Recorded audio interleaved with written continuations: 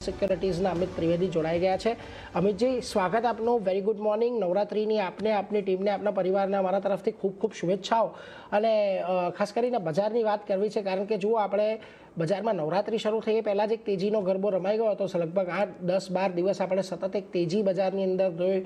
25,200 પાસે જવાનો પ્રયાસ કર્યો, ત્યાંથી ફરી પાછા એક વખત આપણે નિરાશ થઈને થોડાક નીચે આવ્યા છે.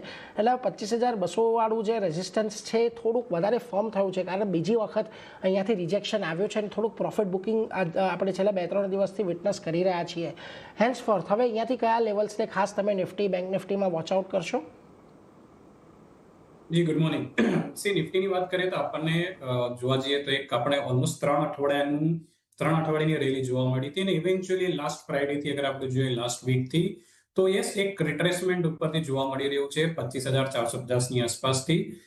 ફ્રાઈડે ગઈકાલે પણ ઇનફેક્ટ એક ગેપ ડાઉન સ્ટાર્ટ હતું અને એના પછી ઇવેન્ચ્યુઅલી 25,200ની આસપાસ ક્લોઝ જોવા મળી હતી, અને આજે પણ કંઈ ના કંઈ પર એક નેગેટિવ ફોલોઅપ થ્રુ મળી રહ્યું છે.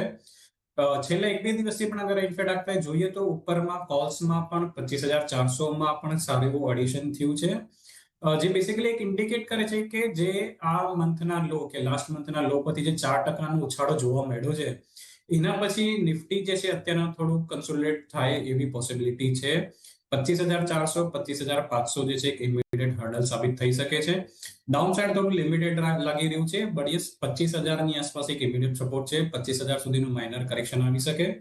સો આઉટલુક જે બની રહ્યું છે ઇન્ડેક્સ પર એ થોડું ન્યુટ્રલ બની રહ્યું છે. કન્સોલિડેશન પોસિબલ છે, જે હિસાબે ગઈકાલે ઇન્ડિયા વિક્સમાં એક થોડો ઉછાળો જોવા મળ્યો. રેન્જ થોડી જે છે એક્સપાન્ડ થઈ છે નિફ્ટીની. 25,000 થી લઈને 25,400ની વચ્ચે કન્સોલિડેશન જોવા મળે એવી શક્યતા છે. બટ યસ અગર આપણે સેક્ટરલ જોઈએ તો થોડું મિક્સ આઉટલુક બની રહ્યું છે, અને આવા સિનારીઓમાં બેટર છે કે થોડું લોંગ શોર્ટ અપ્રોચ વાપરવું જોઈએ. થોડુંક લોંગ શોર્ટ અપ્રોચ અહીંયાથી આપણે વાપરવો જોઈએ. અત્યારે બજારની અંદર એ વત અહીંયાથી બનતો દેખાઈ રહ્યો છે, એટલે એના પર એક ફોકસ રાખીશું. પરંતુ એ સાથે જ આલા દિવસે આપણે આગળ વધીએ એ પહેલાં એક વખત રૂપિયા પર નજર કરી લો, કારણ કે જુઓ, રૂપિયાની અંદર અહીંયાથી નરમાશ આપણને વધતી દેખાઈ રહી છે.